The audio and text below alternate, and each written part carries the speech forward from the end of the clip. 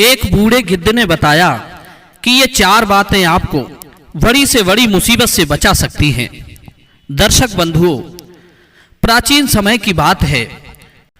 किसी राजा के राज्य में नगर से बाहर एक कसाई रहता था। वही उसका बूचड़ खाना था। वो रोजाना जानवरों को काटकर उनका मांस बाजार में बेचा करता था। कसाई के बूचड़ खाने के बाहर एक पेड़ पर एक गिद्ध और गिद्धनी रहते थे। वहां उनका बहुत अच्छे से गुजारा हो रहा था। उन्हें वहां पेट भरने के लिए पर्याप्त मात्रा में भोजन मिल जाया करता था।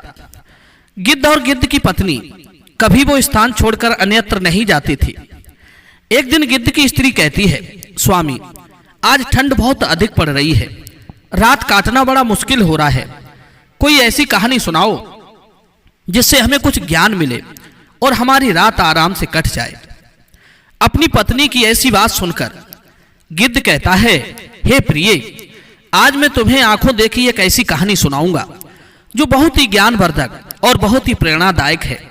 इस कहानी में बताई गई 4 बातों को अगर मनुष्य अपने जीवन में धारण कर लेता है तो निश्चित मानिए वो कभी संकट में नहीं पड़ेगा, और यदि कभी संकट में पड़ भी जाएगा तो संकट से अतिशीघ्र निकल भी जाएगा। ये कहानी बड़ी ही रोचक और जीवन में सीख देने वाली है। जरा ध्यान देकर सुनना। गिद्ध कहता है, हे गिद्धनी, ये उस समय की बात है जब मेरा तुमसे विवाह नहीं हुआ था। इस पेड़ पर मैं अकेला ही रहता था और मेरे कुछ और साथीगण रहते थे। तब ये कहानी मैंने यहाँ के राजा से सुनी थी और अपनी आंखों से देखी भी थी। वही कहानी मैं तुम्हें सुनाता हूं। मनुष्य की किस्मत कैसे बदलती है ये तुम्हें इस कहानी से जानने को मिल जाएगा। किसी नगर में एक उत्तम नाम का एक व्यक्ति रहता था। एक दिन कुछ काम के सिलसिले में उसका उसके पिता से झगड़ा हो जाता है। उत्तम के पिता ने उसे 4 सोने की असरफी दी और कहा कि जाओ, घर में सारे दिन पड़े रहते हो, ये असरफियां ले जाओ और बाहर जाकर कुछ व्यापार करके धन कमा कर लाना। उत्तम ने वे असरफियां अपने पिता से ले ली और शाम के समय व्यापार करने के लिए परदेश को रवाना हो गया। सोचता जा रहा था कि इन 4 असरफियों से वो कोई छोटा मोटा व्यापार कर लेगा और खूब सारा धन कमाकर वो अपने पिता को दिखाएगा। यही उम्मीद लेकर वो चलता चला जा रहा था। रास्ते में उसकी भेंट एक साधु से होती है। साधु भी अपनी गंतव्य की ओर जा रहा था। उत्तम ने सोचा कि क्यों ना साधु से कुछ परिचय किया जाए। बातचीत करते हुए जब चलेंगे तो हमारा सफर आराम से कट जाएगा। यही सोचकर उत्तम साधु बाबा के पास जाता है और उन्हें प्रणाम करता है। साधु बाबा ने उसे आशीर्वचन दिया और पूछा, बेटे, तुम कहां जा रहे हो? उत्तम ने कहा, साधु महाराज, मेरे पिता ने मुझे घर से निकाल दिया है। अब कहीं परदेश में जाकर कोई छोटा मोटा व्यापार करूंगा और अपने पिता के लिए बड़ा आदमी बनकर दिखाऊंगा। मेरे पिता ने मुझे 4 सोने की असरफियां दी हैं। इन्हीं 4 सोने की असरफियों से कोई व्यापार कर लूंगा। मित्रों, इस प्रकार बातचीत करते हुए साधु और उत्तम दोनों आगे के लिए चले जा रहे थे। चलते चलते रास्ते में उत्तम ने साधु से कहा, बाबा, आप तो परम ज्ञानी हैं। कोई ऐसी कहानी सुनाओ जिससे सफर आसान हो जाए और मुझे कुछ सीख मिल जाए, जिससे परदेश में मेरे लिए आसानी हो जाएगी। तब साधु बाबा कहते हैं, बेटे, मैं तुम्हें कहानी तो सुना दूंगा, पर मेरी कहानी का तुम्हें मूल्य चुकाना होगा। एक कहानी के बदले में मैं तुमसे 1 सोने की असरफी लूंगा। बताओ, क्या तुम तैयार हो? साधु की बात सुनकर उत्तम सोचने लगा कि मेरे पिता ने मुझे 4 सोने की असरफियां दी हैं। अगर इनमें से 1 असरफी में साधु को दे दूंगा तो मैं व्यापार कैसे करूंगा? फिर सोचा कि साधु बड़ा बुद्धिमान मालूम पड़ता है और लोग कहते हैं कि विद्या मित्रम प्रवासेषु स्त्री मित्रम गृहेषु च व्याधि तस्य औषधम मित्रम धर्मो मित्रम मृतस्य च। परदेश में रहने वाले की मित्र विद्या होती है, घर में रहने वाले की मित्र स्त्री होती है, रोगी की मित्र दवा होती है, मरने वाले का मित्र धर्म होता है। और कहा भी है कि विद्वान के लिए कोई जगह परदेश नहीं होती, मेहनत करने वाले के लिए कोई काम कठिन नहीं होता, साहसी के लिए कोई लक्ष्य दूर नहीं होता, मीठा बोलने वाले के लिए कोई पराया नहीं होता। अगर आपके पास बुद्धि और विद्या है तो आप परदेश में कहीं भी सुखपूर्वक अपना जीवन बिता सकते हैं। यही सोचकर उत्तम ने एक स्वर्ण मुद्रा साधु को दे दी और कहा, महाराज आप मुझे कहानी सुनाओ, मैं आपकी कहानी का मूल्य चुकाने के लिए तैयार हूं। गिद्ध बोला, हे प्रिय। तब चलते चलते साधु ने उस युवक उत्तम को कुछ उपदेश देना शुरू किया। साधु बोले, पुत्र तुम्हें मैं जो बात बताने जा रहा हूं, अगर तुमने इस बात पर अमल कर लिया तो यह तुम्हारे बहुत काम आने वाली है। सुनो, तुम परदेश में व्यापार करने जा रहे हो तो तुम मेरी एक बात ध्यान रखना। यदि परदेश में तुम्हें कोई ठीक ठाक व्यापार ना मिले तो तुम खाली मत बैठना, जो भी जैसा भी काम मिले वो काम पकड़ लेना। ये परदेश में रहने वाले के लिए सबसे पहला और अनमोल मूल मंत्र है। खाली बैठने से परदेश में अपनी जेब से ही धन खर्च होता है। बेहतर यही होगा, भले ही थोड़े पैसे मिले, कुछ काम करके अपना खर्च चलाना चाहिए। इससे तुम्हें काम का अनुभव भी होगा और आपका समय भी ठीक से कट जाएगा। उत्तम ने कहा, ठीक है बाबा, मैं तुम्हारे इस उपदेश पर जरूर अमल करूंगा। अब आप कहानी सुनाइए। महात्मा जी बोले, बेटे कहानी तो खत्म हो गई, अभी मैंने आपको यह कहानी ही सुनाई थी। उत्तम कहने लगा, साधु बाबा ये कैसी कहानी थी जो जरा सी देर में खत्म होगी?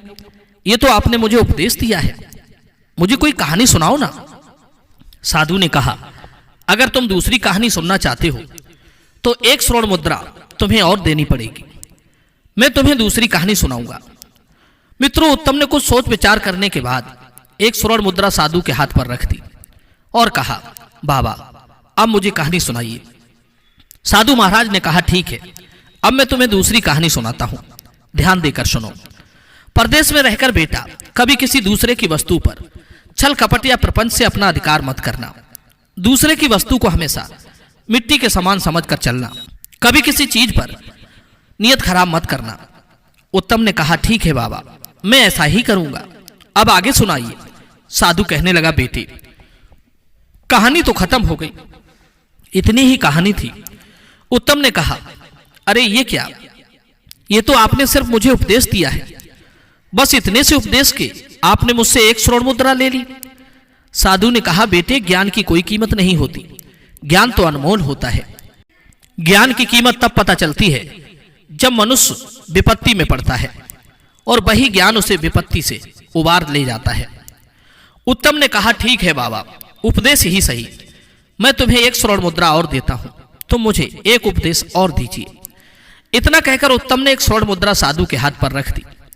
साधु ने तीसरी बात उत्तम को बताई कि बेटे जीवन में कभी किसी का गुप्त भेद पता चल जाए तो उस भेद को कभी तीसरे से मत कहना, यह सबसे अनमोल सीख है।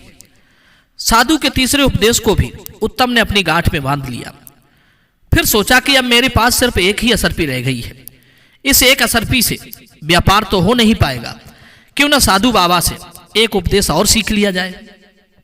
यही सोचकर उत्तम ने वो चौथी असरपी भी साधु के हाथ पर रख दी और बोला, साधु महाराज अब आप मुझे एक उपदेश और दे दीजिए। साधु ने कहा, बेटे ठीक है, मैं तुम्हें चौथा उपदेश देता हूं और ये उपदेश जिंदगी के लिए बहुत अनमोल है, इसे सदैव याद रखना।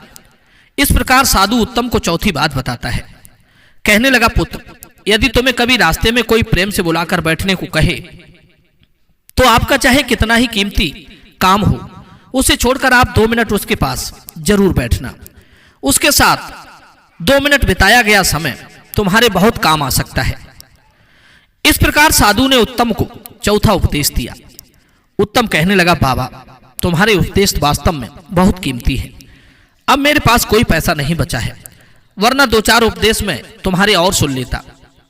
तब साधु कहता है, पुत्र किसी के उपदेश को, किसी की शिक्षा को बिना मूल्य चुकाए नहीं ग्रहण करना चाहिए। फिर भी तुम कहते हो तो एक उपदेश मैं तुम्हें अपनी तरफ से देता हूं जिसका तुमसे कोई मूल्य नहीं लिया जाएगा, और वो उपदेश है कि परदेश में रहकर किसी दुराचारी स्त्री का भरोसा मत करना। दुराचारी स्त्री का कोई पता नहीं होता कि उसके दिमाग में क्या है और दिल में क्या है। मित्रों, ये 5 उपदेश देकर साधु बाबा ने कहा, बेटे हमारा तुम्हारा साथ बस इतनी ही देर का था, पास में ही मेरा आश्रम है और अब मैं अपने आश्रम पर जा रहा हूं। इतना कहकर साधु अपने आश्रम पर चला जाता है। उत्तम वहां से अकेला आगे के लिए बढ़ता है, परंतु उसके दिमाग में एक बात चल रही थी कि साधु बाबा ने 5 उपदेशों के बदले मुझसे 4 स्वर्ण मुद्राएं ले ली। साधु को भला धन से क्या मतलब? साधु संत तो बैरागी होते हैं, धन दौलत का त्याग करके ही वे साधु बनते हैं। फिर साधु ने मुझसे स्वर्ण मुद्राएं क्यों ली? मैं ये बात जब लौटकर अपने नगर जाऊंगा तब साधु से जरूर पूछूंगा। फिर सोचा, चलो जो भी है, साधु की ये 5 बातें बड़ी ही कीमती मालूम पड़ती हैं, मैं इन्हें सदैव याद रखूंगा। मित्रों, अब उत्तम के पास में कोई पैसा नहीं बचा था। अब वो इस चिंता में था कि परदेश में जाकर वो क्या करेगा, क्या खाएगा, कैसे अपना व्यापार शुरू करेगा। यही सब बातें सोचते सोचते वो एक नगर में पहुंच जाता है। नगर में पहुंचकर वो किसी नौकरी की तलाश करने लगता है, क्योंकि धन तो उसके पास में था नहीं। सोचा कि किसी की नौकरी ही कर लेते हैं, क्योंकि साधु बाबा ने भी कहा है कि परदेश में खाली नहीं बैठना चाहिए, छोटा मोटा जो भी काम मिल जाए उसे ही करना चाहिए। नौकरी की तलाश में उत्तम इधर उधर लोगों से पूछता फिर रहा था। तभी उसकी भेंट एक राजा के नौकर से होती है, जो राजा के अस्तबल का नौकर था। उसका नाम था अनंगपाल। अनंगपाल राजा के यहां रहकर उनके घोड़ों की देखभाल करता था।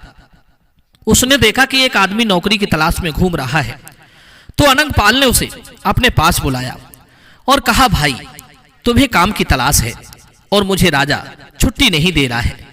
घर पर मेरी माँ बहुत बीमार है, काफी दिनों से मैं अपनी माँ को देखने नहीं जा पा रहा हूं। राजा ने मुझसे कहा है कि तुम एक शर्त पर घर जा सकते हो। अगर तुम अपनी जगह किसी और को काम पर लगा दो तो तुम घर चले जाओ। एक काम करो भैया, मेरी जगह पर 1 माह के लिए तुम काम कर लो, जो भी वेतन मिलेगा वो तुम रख लेना। जब मैं अपनी माँ को देखकर लौट आऊंगा तब तुम कोई और काम तलाश कर लेना। अनंगपाल की बात सुनकर उत्तम ने सोचा कि इधर उधर घूमकर समय नष्ट करने से अच्छा है कि 1 माह तक मैं इसकी जगह पर ही काम कर लूं। उसके बाद मेरे पास भी कुछ पैसे हो जाएंगे। मैं शहर में नया आया हूं, 1 महीने में मैं यहाँ के लोगों को समझ भी लूंगा। यही सोचकर उत्तम अनंगपाल की जगह काम करने के लिए तैयार हो जाता है। अनंगपाल उत्तम को लेकर राजमहल में जाता है। मित्रों, वहां के राजा चक्रदत्त बड़े ही बुद्धिमान और प्रतापी राजा थे। उनकी एक बेटी थी चंद्रप्रभा। चंद्रप्रभा बहुत ही सुंदर थी और अभी अभी ही उसने जवानी की पहली सीढ़ी पर कदम रखा था। राजा अपनी पुत्री से बहुत प्यार करता था, क्योंकि चंद्रप्रभा उनकी इकलौती बेटी थी। मित्रों, राजा को घोड़ा पालने का और घुड़सवारी करने का बड़ा शौक था। एक से बढ़कर एक अच्छी नस्ल वाले उसके यहाँ हजारों घोड़े पले हुए थे। उन घोड़ों की देखभाल के लिए राजा ने कई नौकर लगा दिए थे। उन्हीं में से एक अनंगपाल था। प्रत्येक नौकर के हिस्से में 10-10 घोड़े थे।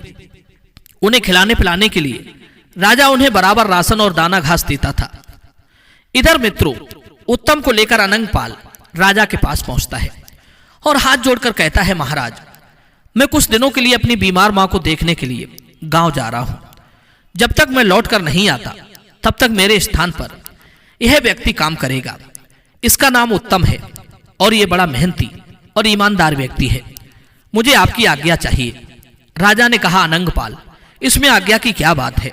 यदि यह व्यक्ति तुम्हारा भरोसेमंद है तो इसे ले जाकर अपना काम समझा दो और जाओ, जाकर अपनी मां को देख आओ।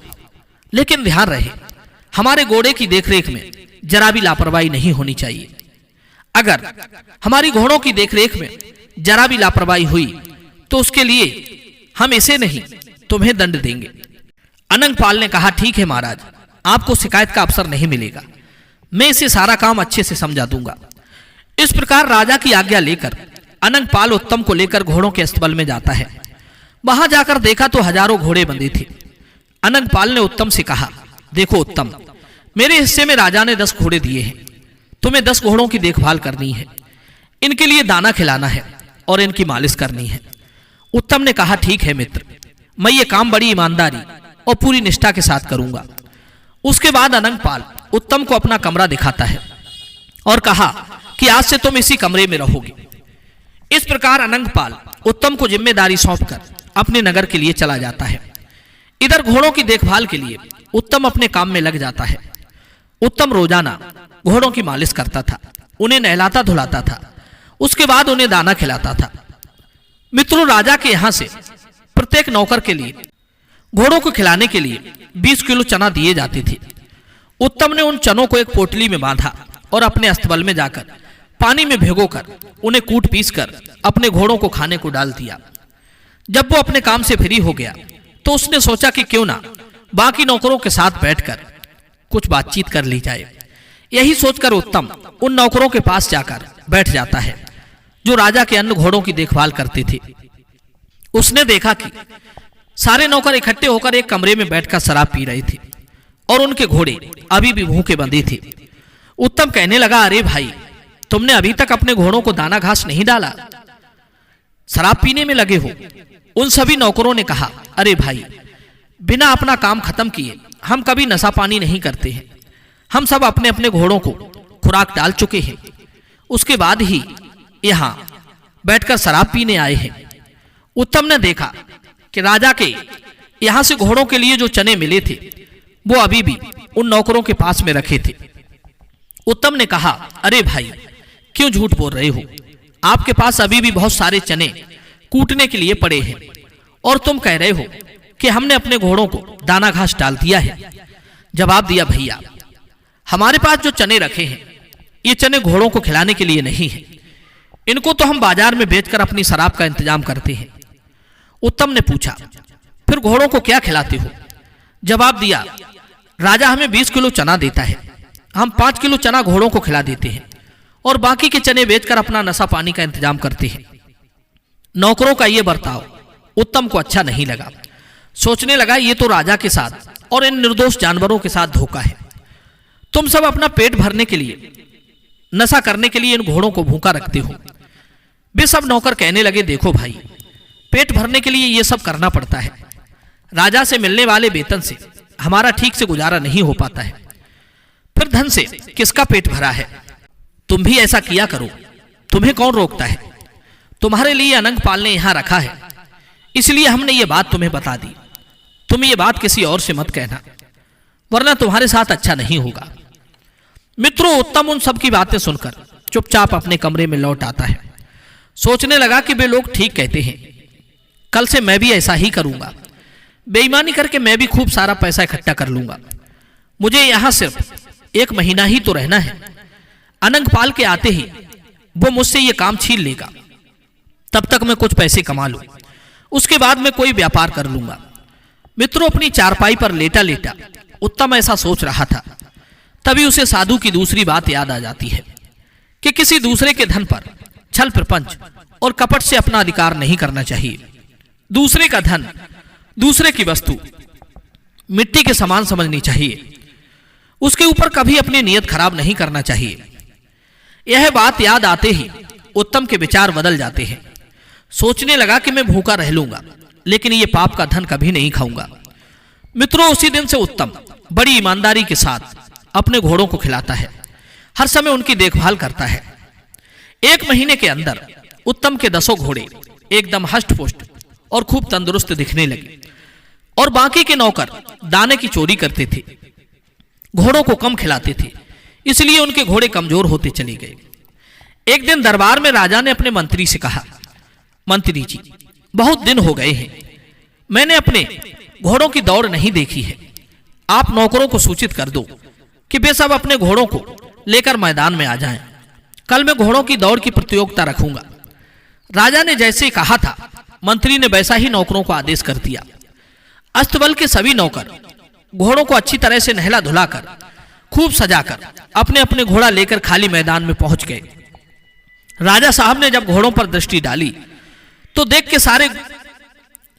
देखा कि सारे घोड़े कमजोर थे, बिल्कुल मरियल से, और उत्तम के 10 घोड़े बड़े ही हष्टपुष्ट और सुडौल थे।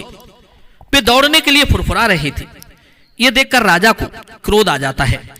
उन्होंने अपने मंत्री से कहा कि मंत्री जी, हमारे सारे घोड़े बड़े ही स्वस्थ थे, लेकिन मैं मात्र 10 घोड़े स्वस्थ देख रहा हूं, बाकी के सब घोड़े बहुत कमजोर हो गए हैं। ये इतने कमजोर कैसे हो गए? क्या नौकर इन्हें खिलाते पिलाते नहीं है? मुझे तो ऐसा लगता है कि नौकरों ने इन्हें खिलाने में लापरवाही की है। तब राजा ने उत्तम के पास पहुंचकर उत्तम के घोड़े देखे। घोड़े एकदम स्वस्थ और फुर्तीले थे। उन घोड़ों को देखकर राजा बड़ा प्रसन्न होता है। राजा ने अगले दिन उत्तम को दरबार में बुलाया और कहा कि तुम वही हो जिसे अनंगपाल ने अपने स्थान पर रखा है। उत्तम ने जवाब दिया, हाँ महाराज, मैं वही हूं। राजा ने पूछा, आपके घोड़े एकदम हष्टपुष्ट हैं, बाकी के घोड़े इतने कमजोर क्यों हैं, जबकि मैं घोड़ों की खाद्य सामग्री बराबर बराबर मात्रा में भिजवाता हूं। यही जानने के लिए मैंने तुम्हें यहां बुलाया है। राजा के पूछने पर उत्तम ने कहा, महाराज, मैं इस बात का रहस्य तो आपको बता दूंगा, लेकिन यह बात मैं तभी बताऊंगा जब अस्तबल के बाकी नौकर यहां मौजूद होंगे। राजा ने आदेश देकर फौरन सारे नौकरों को अपने दरबार में बुला लिया। तब राजा ने उत्तम से पूछा, अब बताओ बाकी घोड़ों के कमजोर होने के पीछे क्या कारण है। तब उत्तम ने कहा, महाराज, आपके बाकी नौकर बड़े बेईमान और बड़े लालची और नशेड़ी हैं। आप घोड़ों के लिए रोजाना 20 किलो चना देते हैं, लेकिन ये 5 किलो चना घोड़ों को खिलाते हैं। बाकी के 15 किलो चना ये बाजार में बेचकर शराब ले आते हैं। घोड़ों को पर्याप्त मात्रा में दाना न मिलने से सारे घोड़े कमजोर हो गए हैं, लेकिन मैंने बड़ी ईमानदारी से आपका दिया हुआ राशन घोड़ों को खिलाया है, इसलिए मेरे घोड़े तंदुरुस्त हैं। इतनी बात सुनते ही राजा आग बबूला हो जाता है और नौकरों पर बिगड़कर बोला, हरामखोरो, हम तुम्हें इसी बात की तनख्वाह देते हैं कि तुम आराम से घोड़ों का दाना भी खा जाओ। सारे नौकर नीचे को गर्दन डालकर चुपचाप खड़े हो गए और डर के मारे थर थर कांपने लगे। कहने लगे, महाराज, हमें क्षमा कर दो, हमसे बड़ी गलती हो गई है, अब हम दोबारा ऐसा नहीं करेंगे। राजा ने कहा, नहीं, मैं तुम सबकी गर्दन तलवार से अभी उड़ा दूंगा। तुमने हमारे साथ धोखा किया है। राजा को अत्यंत क्रोध में देखकर उत्तम कहने लगा, महाराज, इस बार इन्हें आप क्षमा कर दीजिए। मैं उम्मीद करता हूं कि अब ये दोबारा गलती नहीं करेंगे। उत्तम के कहने पर राजा ने उन्हें चेतावनी देकर छोड़ दिया। मित्रों, उत्तम की ईमानदारी को देखते हुए राजा ने उत्तम को शाबाशी दी और उसे अस्तबल का मुख्य निरीक्षक के रूप में नियुक्त कर दिया और कहा कि आज से तुम्हारा काम इतना है कि तुम इन सब पर नजर रखोगे। अगर कोई घोड़े का दाना चोरी करता है तो उसकी खबर तत्काल हमें मिलनी चाहिए। इस काम के लिए हम तुम्हें हर महीने 10,000 रुपया देंगे। राजा ने सख्त निर्देश देकर उन सभी नौकरों को छोड़ दिया और उत्तम को उन पर दृष्टि रखने के लिए नियुक्त कर दिया। राजा अपनी उंगली में एक हीरे की अंगूठी पहने था। वो अंगूठी उतारकर राजा ने इनाम के रूप में उत्तम को पकड़ा दी और कहा कि जब भी तुम्हें हमसे मिलना हो तो तुम ये अंगूठी पहरेदारों को दिखाकर हमसे किसी भी समय मिल सकते हो। अस्तबल में पहुंचकर उत्तम ने सभी नौकरों को समझाया कि देखो, इस बार तो मैंने तुम्हें बचा दिया, अगर दोबारा तुम्हारी गलती पकड़ी गई तो राजा साहब तुम्हें जिंदगी भर के लिए जेल में डाल देंगे, इसलिए ईमानदारी से अपना काम कीजिए। मित्रों, उसी दिन से सारे नौकर ईमानदारी से घोड़ों को खिलाने पिलाने लगते हैं। फिर उन्होंने कभी भी बेईमानी नहीं की। सारे घोड़ा फिर से स्वस्थ हो गए। इधर मित्रों, 1 माह का समय बीत चुका था। उधर अनंगपाल अपनी मां से मिलकर अपनी नौकरी पर लौटता है। जैसे ही अनंगपाल घोड़ों के अस्तबल में पहुंचता है तो सारे नौकरों ने उसे घेर कर उत्तम की करतूत अनंगपाल को बताई कि हमारी चोरी उत्तम ने राजा को पकड़ा दी और राजा ने उसे अस्तबल का मुख्य निरीक्षक बना दिया है। अनंगपाल ने कहा, तुम लोग चिंता ना करो, मैं वापस आ गया हूं, अब तो उसे यहां से जाना ही पड़ेगा। नौकरों ने कहा, नहीं भाई, वो यहां से नहीं जाएगा, क्योंकि राजा ने उसे हम सबकी देखभाल करने के लिए नौकरी पर रख लिया है। मित्रों, उसके बाद में अनंगपाल उत्तम के पास जाता है और उत्तम उस समय कमरे में लेटा हुआ था।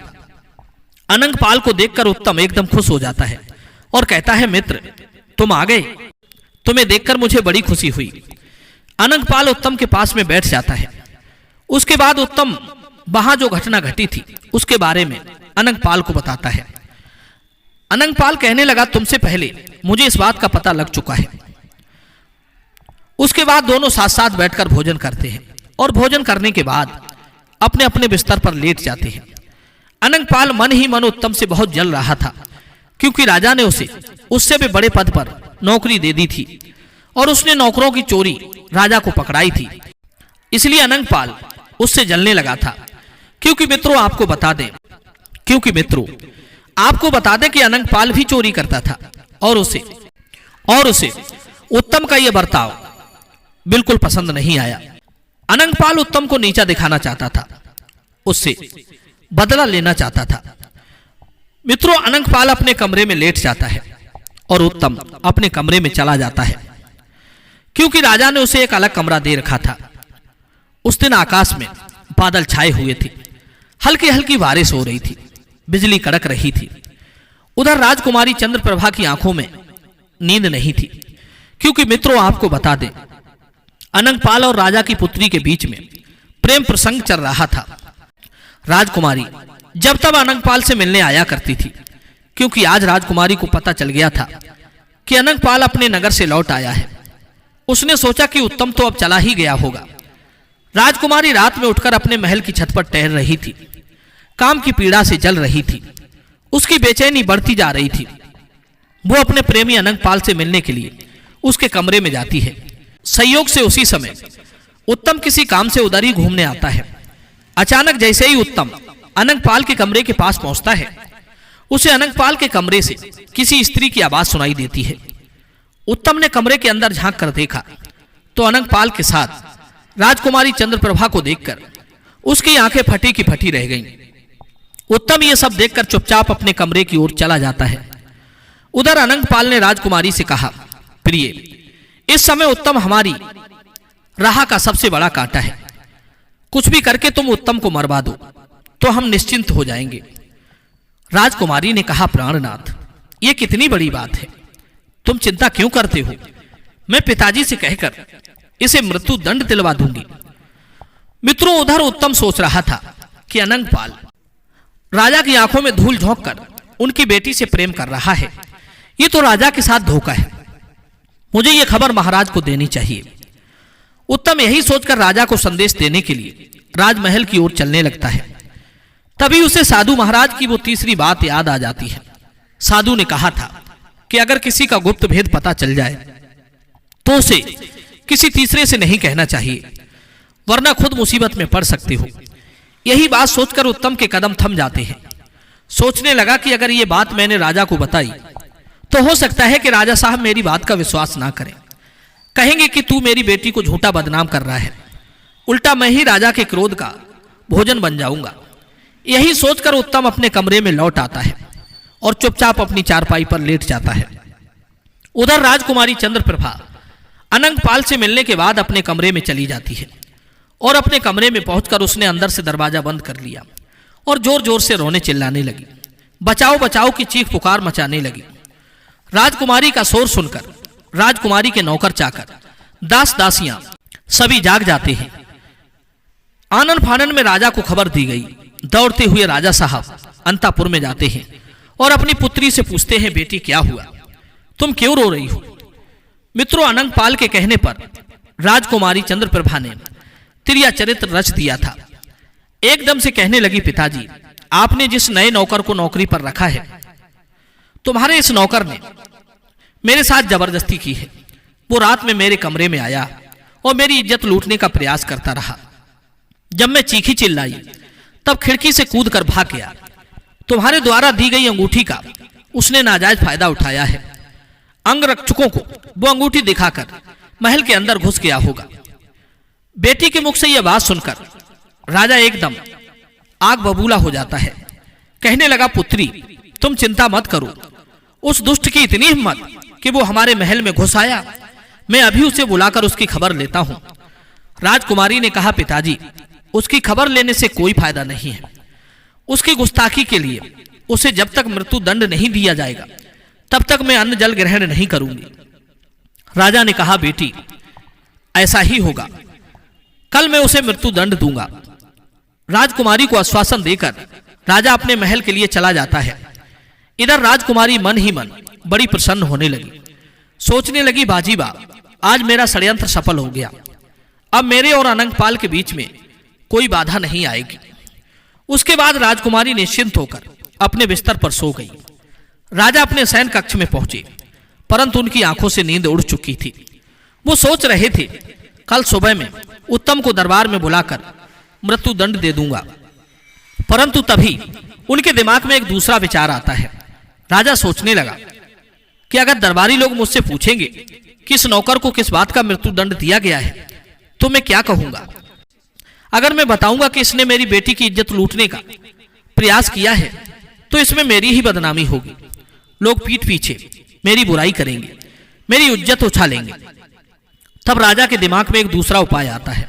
सोचा कि मैं इसे कानून के तहत तो सजा नहीं दे सकता, मैं इसे किसी और के हाथों चुपचाप मरवा दूंगा, इससे किसी को पता भी नहीं चलेगा और मेरी बेटी पर बुरी दृष्टि डालने वाला भी अपनी करनी का दंड भोग लेगा।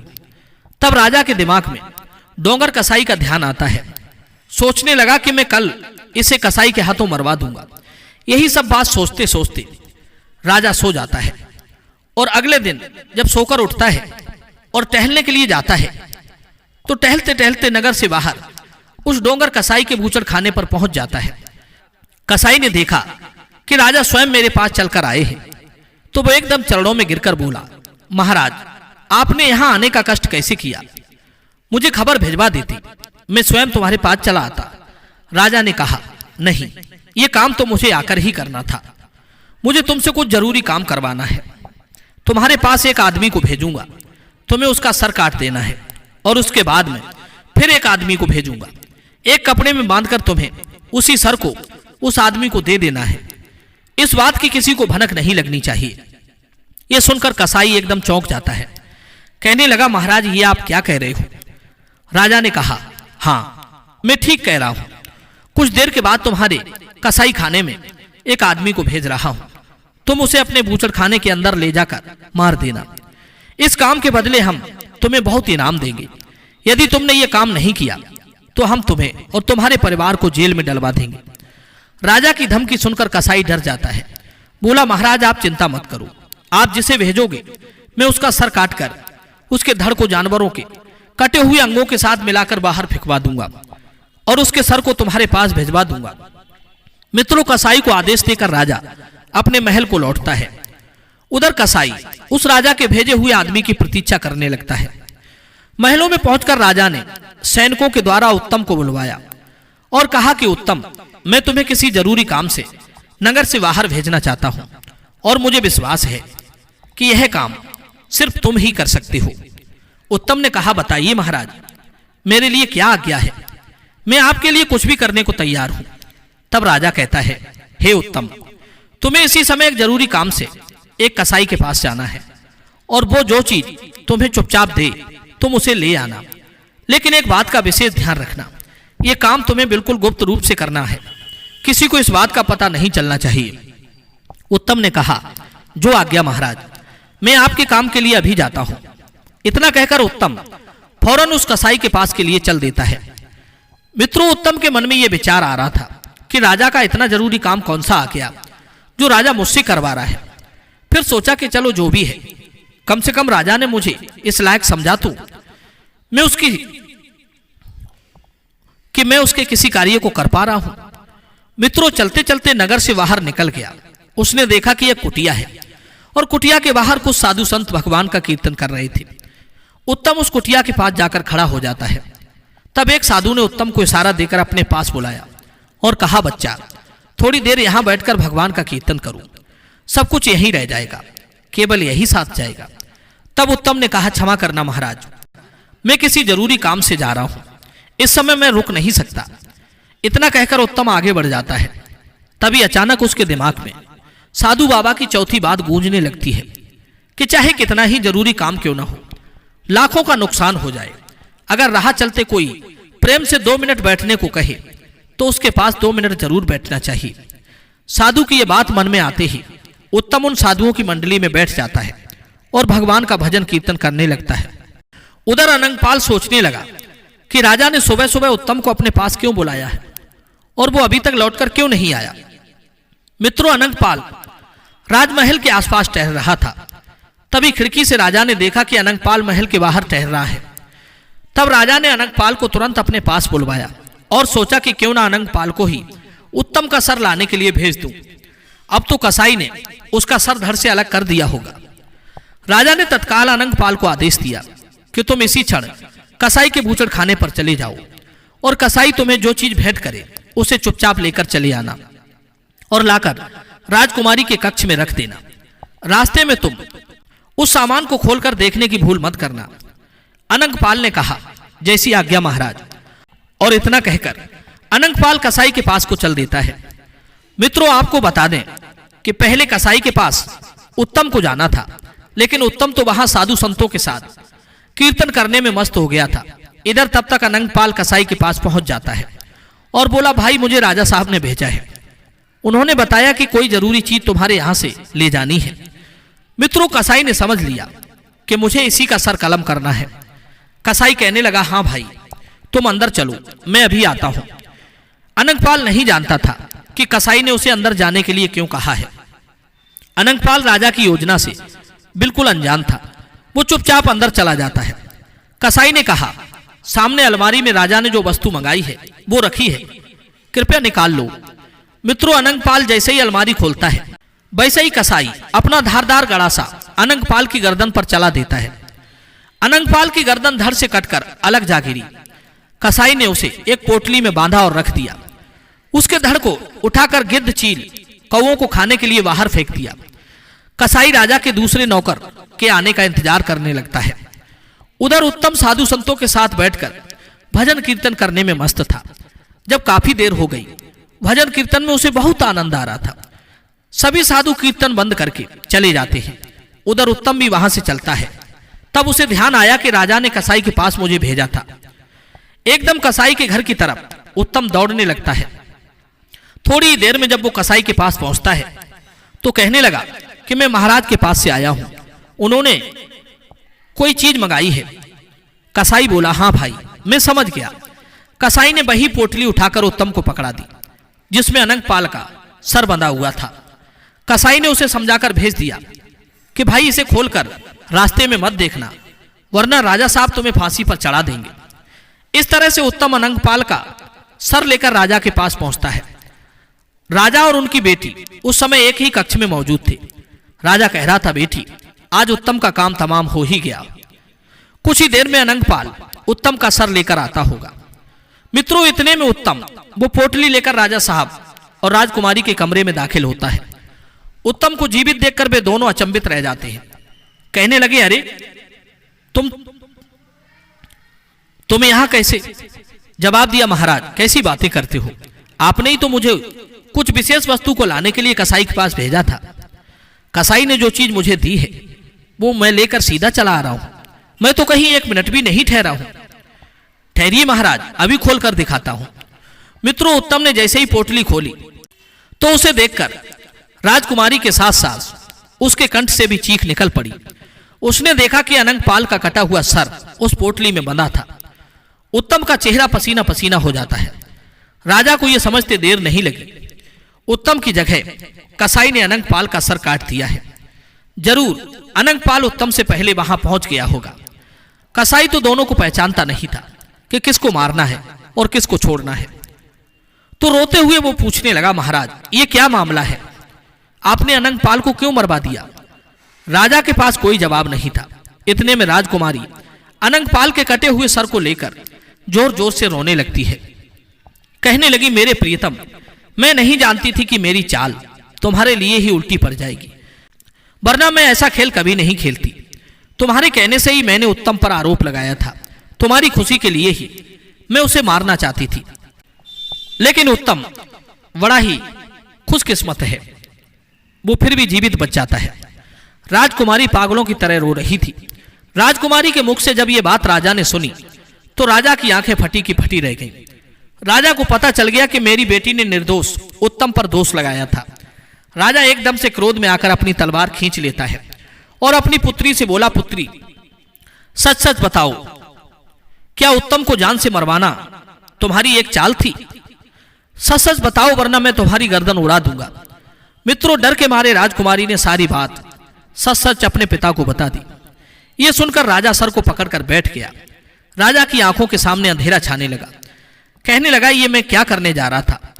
मैं एक निर्दोष व्यक्ति को अपनी दुराचारी बेटी के कहने पर जान से मारने वाला था। भगवान तुमने मुझे बचा लिया, मुझे माफ करना। मित्रों, इधर राजकुमारी ने देखा कि राजा साहब मुझे जीवित नहीं छोड़ेंगे। तो उसने तलवार लेकर खुद ही अपने पेट में घोंप ली और मरते मरते कहने लगी, पिताजी मुझे माफ कर देना, मैंने एक निर्दोष आदमी की जान लेनी चाहिए। भगवान ने मुझे मेरे कर्मों की सजा दे दी है, मुझसे मेरा प्रेमी छीन लिया। इतना कहते कहते राजकुमारी ने अपने प्राण छोड़ दिए। मित्रों, उस घटना से राजा को वैराग्य हो जाता है। अगले दिन राजा ने दरबार में अपना अपराध स्वीकार कर दिया और कहा कि मैं अपना ये राज त्याग रहा हूं, मैं आपका राजा कहलाने के योग्य नहीं हूं, इसलिए मैं अपने स्थान पर अपने नौकर उत्तम को यहां का राजा नियुक्त करता हूं। राजा का फैसला सुनकर सभी दरबारी हैरान थे। सबने मिलकर राजा को समझाने का बहुत प्रयास किया, लेकिन राजा फैसला कर चुका था और वो उत्तम को राजगद्दी सौंपकर भजन करने के लिए जंगल को चला गया। सब लोगों ने उत्तम को अपना राजा स्वीकार कर लिया। नए राजा के रूप में उत्तम बड़ी कुशलता से राजकाज चलाने लगता है। कहते हैं अगर किस्मत में राजश्री लिखी है तो दूसरे देश में जाकर भी तुम राजा बन जाओगे। गिद्ध कहने लगा, हे प्रिय पत्नी गिद्धनी, यही उस राजा की कहानी है जो ईश्वर का न्याय होते मैंने अपनी आंखों से देखा है। दुष्ट दुराचारी को सजा मिलती मैंने अपनी आंखों से देखा है। अकारण हमें किसी पर लांछन नहीं लगाना चाहिए, वरना ईश्वर का डंडा उल्टा भी चल जाता है। मित्रों, उत्तम राजा तो बन गया, मगर उसके दिमाग में एक बात घूम रही थी कि उन साधु महाराज की उन 5 बातों ने मेरी जान बचाई है, यहां तक कि मुझे यहां का राजा भी बना दिया। मुझे उनसे मिलने जाना चाहिए। ऐसा निश्चय करके राजा उत्तम चंद ससम्मान साधु को भेंट लेकर उनके आश्रम पर जाता है और उन्हें प्रणाम करता है। राजा ने पूछा, महाराज मैं आपसे एक बात जानना चाहता हूं, मुझे पहचानो। मैं वही व्यक्ति हूं जो कुछ दिन पहले आपके साथ रास्ते में मिला था और आपने मुझे 5 बातें बताई थी।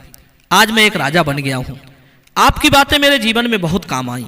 मैं ये जानना चाहता हूं कि आप तो एक साधु संत हैं और मोह माया से अलग हैं। कहते हैं कि मोह माया से अलग होने के बाद ही एक साधु बनता है। फिर आपने मुझे 5 बातें बताने के बदले में मुझसे स्वर्ण मुद्राएं क्यों ली? आप मुझे उपदेश बिना कीमत लिए भी दे सकते थे, परंतु आपने एक एक उपदेश के लिए एक एक स्वर्ण मुद्रा ली। तब साधु कहता है, बेटे कहते हैं मुफ्त की चीज को लोग जीवन में ठीक से उपयोग में नहीं लाते।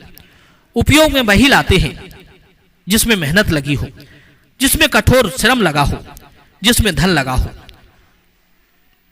मुफ्त की वस्तु को लोग मुफ्त के धन को पानी की तरह उड़ाते हैं। अगर मैं आपको ज्ञान मुफ्त में देता तो शायद आप उसका पालन नहीं करते, क्योंकि आपके पास से उन बातों के बदले में सोने की 4 असरफियां गई थी। इसलिए मनुष्य को चाहिए कि वो मुफ्त की खाने के पीछे ना पड़े, सदैव परिश्रम करके ही कमा कर खाए, वही फलदायी होता है। रही मेरे लोभ की बात, तो मेरे अंदर लेस मात्र भी लोभ लालच नहीं है। तुमने जो 4 स्वर्ण मुद्राएं मुझे दी थी वो आज भी मैंने संभाल कर रखी हैं। तुम चाहो तो अब इन्हें ले जा सकते हो, ये मेरे किसी काम की नहीं है। इन्हें ले जाकर गरीबों में बांट देना। साधु से मिलकर राजा उत्तम चंद अपने नगर में आकर सुचारू रूप से राजकाज को चलाने लगता है। मित्रों, इस कहानी का तात्पर्य यह है कि जीवन में कोई भी चीज मुफ्त की नहीं लेनी चाहिए। दूसरी बात, हमें किसी के साथ धोखा नहीं करना चाहिए। तीसरी बात, किसी के द्वारा दिया गया ज्ञान उपदेश को सुनकर हमें भूलना नहीं चाहिए, बल्कि उसे जीवन में समय समय पर उपयोग में लाना चाहिए। दर्शक बंधु, ये कहानी आपको कैसी लगी कमेंट में जरूर बताना। मिलते हैं आपसे अगली कहानी में एक और चर्चा के साथ। आप सभी का बहुत बहुत धन्यवाद। जय श्री कृष्ण।